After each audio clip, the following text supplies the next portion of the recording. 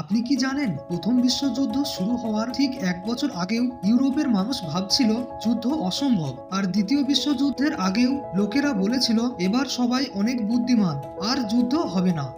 আজ 2026 সালে দাঁড়িয়ে আমরাও ঠিক একই কথা বলছি। কিন্তু প্রশ্ন হলো, ইতিহাস কি আবার আমাদের কিছু বোঝানোর চেষ্টা করছে? আমরা যখন বিশ্বযুদ্ধ কল্পনা করি আমাদের মাথায় আসে হঠাৎ বোমা, ট্যাঙ্ক ও সৈন্য। কিন্তু বাস্তবে বিশ্বযুদ্ধ কখনো হঠাৎ শুরু হয় না। বিশ্বযুদ্ধ হয় একটা ধাপে ধাপে প্রসেসের মাধ্যমে। প্রথমে দেশগুলো বলে আমরা শুধু ডিফেন্সের জন্য প্রস্তুতি নিচ্ছি, তারপর অস্ত্র বাড়ে, তারপর সন্দেহ বাড়ে, তারপর একদিন একটা ছোট্ট ঘটনা সবকিছু বদলে দেয়।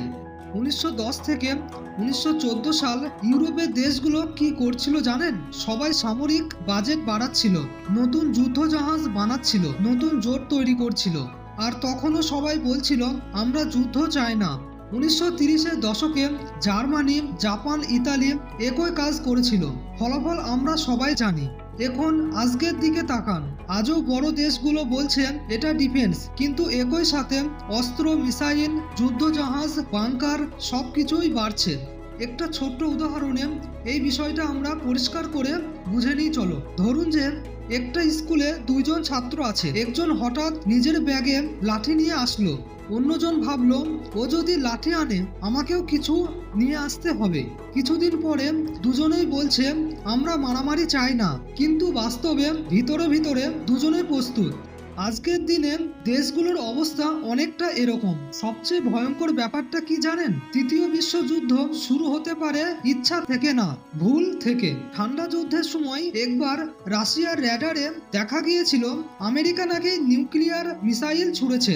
একজন অফিসারের সিদ্ধান্তের উপর সেই দিন পুরো পৃথিবীর ভবিষ্যৎ নির্ভর করছিল। সে পাল্টা আঘাত করেনি, আর সেই কারণেই আজ আমরা এই ভিডিওটা দেখতে পাচ্ছি।